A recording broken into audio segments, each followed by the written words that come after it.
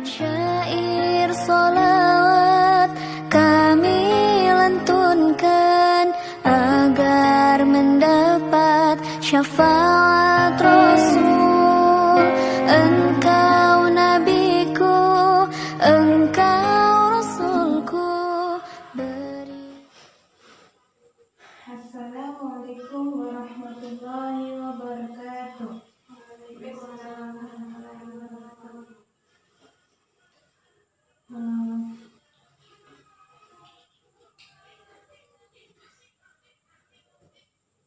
Untuk memulai pelajaran hari ini, tolong ketua kelas memimpin membaca doa ya. Bismillahirrahmanirrahim. Fadikulillahi rabban wa bil islami dinan wa bil muhammadin nabiyyan wa rasulah. Rabbi zidna ilma warzuqna fahma ya rabbal alamin. Ibu absen dulu ya. Nur Aziza, ya ada Bu. Nur Aini Fatimah hadir. Mutiara hadir. Yustika, ya ada Bu.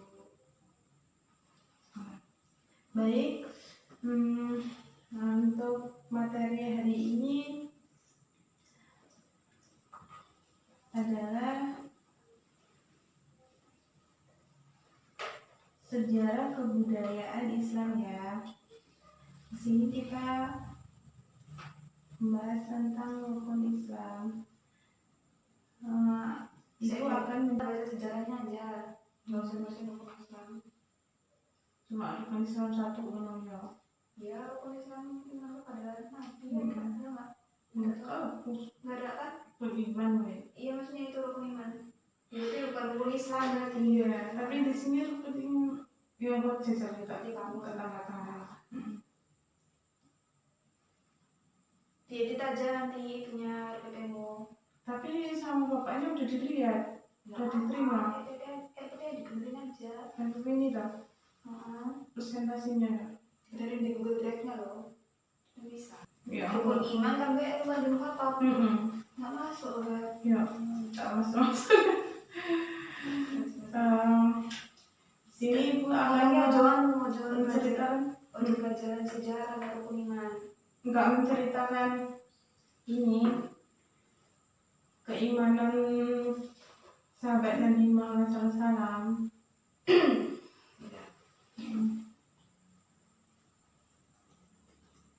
Cuma contoh aja. Nah, di sini Ibu akan menceritakan tentang kisah salah satu sahabat Nabi Muhammad SAW yang memeluk agama Islam dan bersaksi bahwa Nabi Muhammad adalah utusan Allah. Nah, ini Ibu akan menceritakan sedikit kisah tentang beliau. Umar bin Khattab termasuk orang yang paling awal masuk Islam atau disebut as-sabiqul awal. Dia masuk Islam, Umar bin Khattab lah yang memperkasai erat keterbukaan dalam dakwah. Keberanian Umar bin Khattab memisahkan antara kebenaran dengan kebatilan, membuatnya dijuluki Al-Faruq. Sementara di masa jahiliyah, Umar termasuk orang yang berpengaruh di Quraisy. Beliau sering diutus menjadi duta bagi musuh Quraisy yang berselisih. Di masa Khalifah Abu Bakar, Umar bin Khattab adalah sahabat dan penasehat terdekat sang Khalifah Abu Bakar As-Siddiq. Selain itu, kredibilitas dan kemampuan dalam membantu Khalifah membuat ia ditunjuk langsung oleh Abu Bakar sebagai penggantinya. Ia dijuluki Khalifah Rasulullah yang artinya Dia ditunjuk langsung oleh Abu Bakar sebagai penggantinya. Dia dijuluki Khalifah Rasulullah, yang artinya pengganti dari pengganti Rasulullah. Namun julukan ini akhirnya berubah menjadi Amirul Mukminin. Umar bin Khattab kondisikan politik dalam negeri jauh lebih stabil dan aman. Bangsa Arab bersatu. Hal ini karena keberhasilan khalifah sebelumnya mengatasi masalah tersebut melalui gerakan militer. Akhirnya membuat keadaan Jazirah Arab bersatu di bawah Khalifah Abu Bakar, dan keadaan ini berlanjut di masa Umar bin Khattab.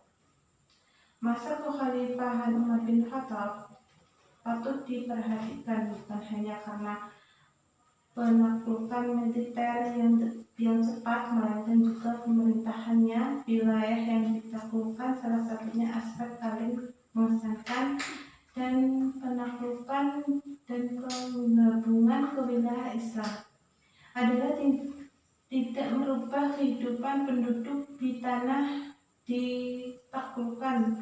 Ada dua perubahan penduduk setempat. Pertama, soal kepala siapa buka empeti sebelum pendudukan di wilayah ditaklukkan. Islam membayar upeti ke Romawi dan memerintahkan Persia. Sekarang mereka membayar upeti ke Madinah sesuai dengan syariah Islam, atau bisa disebut membayar upeti ke Madinah sebagai dengan syarat Islam, atau bisa disebut dengan jizyah. Jizyah dikhususkan bagi non-muslim yang tinggal di wilayah Islam sebagai pengganti rugi atau perlindungan keamanan yang dijamin oleh khalifahan Islam. Besaran jizyah tidak jauh lebih tinggi, bahkan lebih kecil dibanding pajak yang harus dibayar ke Romawi atau Persia. Hal ini yang membuat non-muslim lebih memilih pemerintahan umat Islam dibandingkan Romawi maupun Persia. Pada masa Umar bin Khattab ini, kehidupan ekonomi bangsa Arab sangatlah makmur, khususnya kaum muslim. Harta rampasan perang dikelola oleh Baitul Mal yang didirikan Umar untuk kepentingan umat. Baitul Mal, lembaga keuangan, pada masa selama 10 tahun, 6 bulan, 4 hari memerintahkan kekhalifahan Islam, Umar bin Khattab telah mengubah segala Islam mudah menjadi sebuah kekuatan besar. Bangsa Arab ekspansi cepat diperangi dengan kestabilan sosial, membuktikan dengan kemampuan Umar bin Khattab sangat luar biasa sebagai administrator. Sebagai pemimpin, beliau menjadi salah satu penguasa paling berhasil dalam sejarah Islam. Kesuksesannya dalam mengibaratkan panji-panji Islam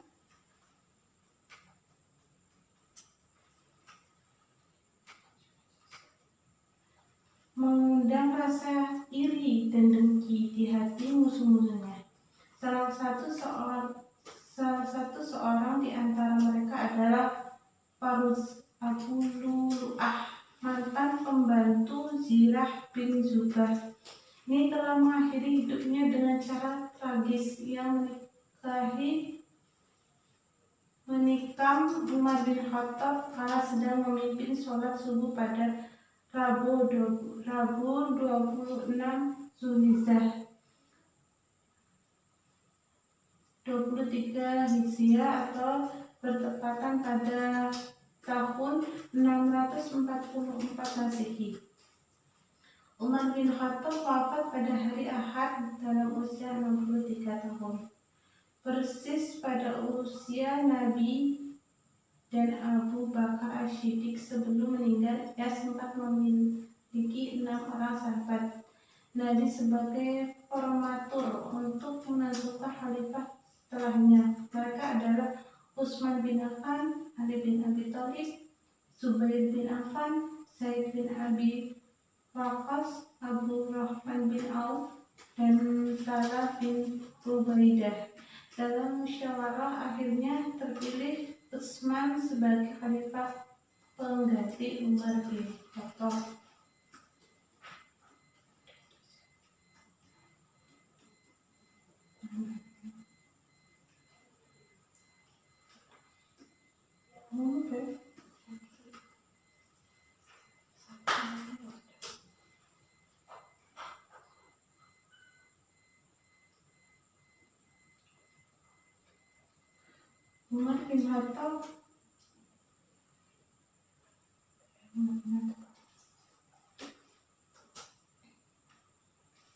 Umar bin Khattab bersaksi bahwa Nabi Muhammad adalah utusan Allah itu ada pada rukun iman yang ke-1. Beliau membaca 2 kalimat syahadat. 2 kalimat syahadat ini wajib dipahami oleh umat muslim. Selain itu, umat muslim wajib mengucapkan dan meyakini sehingga dapat dikatakan sebagai umat yang beriman. 2 kalimat syahadat yang diucapkan sebagai seorang muslim juga menandakan sudah yakin memeluk agama Islam dan ikhlas dalam menjalankan syariat yang diwajibkan. Isi dari 2 kalimat syahadat adalah sebagai berikut. Asyhadu an la ilaha illallah wa asyhadu anna Muhammadar Rasulullah. Saya bersaksi tiada ada Tuhan selain Allah dan saya bersaksi bahwa Nabi Muhammad adalah utusan Allah. Dengan melafazkan 2 kalimat syahadat tersebut menandakan seseorang yakin bahwa Allah SWT adalah Tuhan yang pantas disembah dan Nabi Muhammad adalah utusannya. Di sini seorang muslim harus yakin bahwa Nabi Muhammad bukanlah Tuhan untuk disembah, melainkan utusan Allah di dunia untuk menyempurnakan agama Islam itu sendiri. Sebagaimana seorang muslim yang telah melafazkan 2 kalimat syahadat diwajibkan untuk menaati perintah dan anjuran Allah SWT menjauhi larangannya. Yang kedua, mendirikan sholat. Pastilah para sahabat Nabi adalah orang-orang yang terpilih untuk memimpin Islam. Nah, di sini pasti Nabi sudah tidak dilakukan lagi tentang ketaatannya.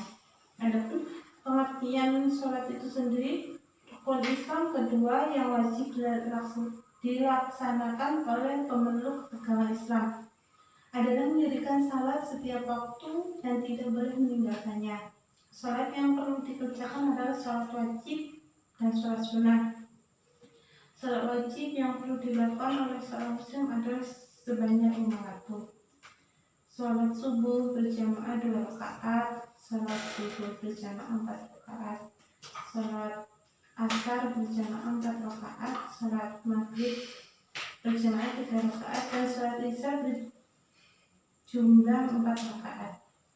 Selain itu ada salat yang memiliki hukum sunnah. Pengertiannya adalah jika salat ini dilakukan adalah memberikan pahala dan kebaikan, dan jika tidak lakukan tidak apa. Dan selanjutnya rukun Islam yang ketiga adalah mengerjakan puasa Ramadan. Rukun Islam yang ketiga adalah seorang muslim wajib menjalankan ibadah puasa pada bulan Ramadan yang jatuh 1 kali pada setiap bulan. Puasa adalah kegiatan yang dilakukan seorang umat muslim di mana menahan untuk tidak mengkonsumsi makanan atau minuman selama sehari penuh.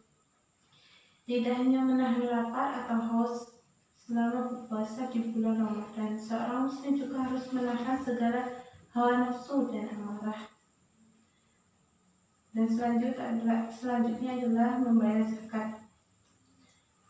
Membayar zakat ini tadi sudah disinggung dalam kisah sahabat Nabi Umar bin Khattab. Beliau mengharuskan membayar zakat untuk kaum muslim dan membayar jizya untuk orang non muslim.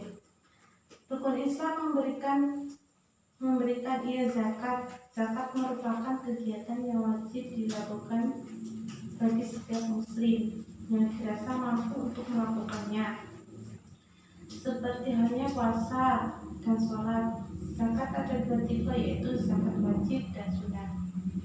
Zakat wajib biasanya disebut zakat fitrah, dan zakat sunat adalah zakat mal atau zakat yang bergantung pada penghasilan yang didapat seorang muslim. Zakat fitrah sendiri dibayar pada akhir bulan Ramadan sebelum masuki hari raya Idul Fitri, sedangkan zakat mal dibayar berdasarkan pendapat yang diperoleh setiap tahun. Zakat ini bermanfaat dalam membantu orang yang kurang mampu dan kurang beruntung sehingga mereka dapat terbantu dalam hal sandang dan pangan. Dan yang terakhir adalah rukun Islam yang berikut adalah rukun Islam yang kelima adalah menunaikan ibadah haji, seperti yang dilakukan oleh para nabi dan sahabat-sahabatnya. Dan tadi sudah disinggung di Baitul Mal. Menunaikan ibadah haji bagi setiap muslim yang telah mampu untuk melakukannya. Menunaikan ibadah haji ke tanah suci merupakan kewajiban umat muslim yang mampu dan mau, baik lahir maupun batin. Dikatakan wajib bagi orang yang telah mampu karena perjalanan ke tanah suci membutuhkan banyak persiapan dan memakan biaya dan siapan hati yang matang. Ibadah haji dilakukan setiap tahun pada bulan haji atau bulan Zulhijjah.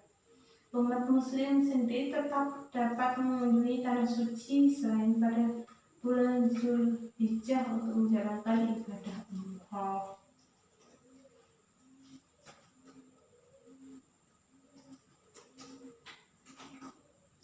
Baik, itu tadi sedikit. Baik, itu tadi kisah tentang Umar bin Khattab yang menjelaskan keimanan beliau, yang bersaksi bahwa Nabi Muhammad adalah utusan Allah, Tuhan yang wajib disembah, dan beberapa ketaatan beliau yang beliau abdikan ke Islam, ke agama Islam. Nah, bagaimana anak-anak, apakah paham atau ada yang ingin ditanyakan? Insyaallah sudah paham. Nah, nanti kalian coba memahami di rumah kisah itu. Nah, di sini Ibu ada dua soal untuk kalian kerjakan. Soalnya yang pertama, kalian belajar memahami apa yang kalian dapat ambil di kehidupan sehari-hari tentang kisah sahabat Nabi Umar bin Khattab, dan motivasi apa yang dapat kalian ambil. Nah, sini yang kedua, Ibu di sini akan memberikan kuis untuk kalian ya. Cuma dua kuisnya. Surah ini Fatimah.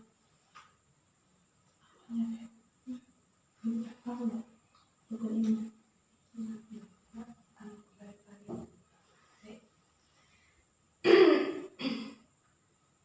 Beta apa enggak punya? Pokoknya mana? Ada surat Islam. Itu Gitu. Islam. Islam. Coba lah, pokoknya mana itu? Bisa main. Islam. Islam. Pertanyaan ini langsung dijawab ya. Ini apa berkara? Apa? Ya, Tara jawab ini. Pertanyaannya adalah sebutkan rukun Islam dengan benar dari urutan pertama. Rukun Islam ada 5.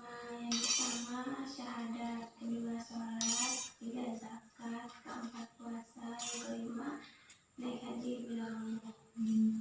Jadi tadi Ibu dengerin ya, paham ya. Paham. Selanjutnya Nuraini Fatimah, siapakah yang diwajibkan membayar zakat? Maaf sih. Mama Ibu. Ya. Baik, Ibu rasa kalian cukup paham untuk pelajaran hari ini, dan pelajaran selanjutnya Ibu akan tetap membahas tentang rukun Islam ini sendiri ya. Nanti Ibu akan menjelaskan satu-satu ini. Ibu tadi menjelaskan tentang keimanan yang ada di kisah sahabat Nabi Umar bin Khattab. Nah, dan selanjutnya besok Ibu akan memberikan banyak lagi contoh. Nah, tugas kalian di rumah memahami dan mencari motivasi apa yang kalian dapat di kehidupan sehari-hari.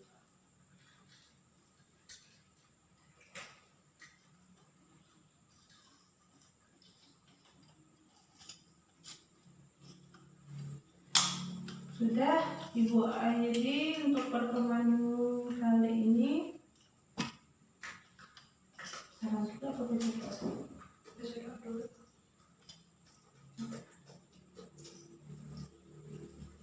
Ibu akhiri untuk pertemuan kali ini.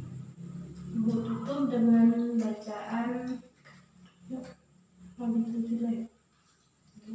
Walhasil. Ya. Bismillahirrahmanirrahim. Wal asri innal insana lafi khusri illa alladziina aamanu wa 'amilus sholihati wa tawassaw bil haqqi wa tawassaw bis sabr. Astagfirullahaladzim.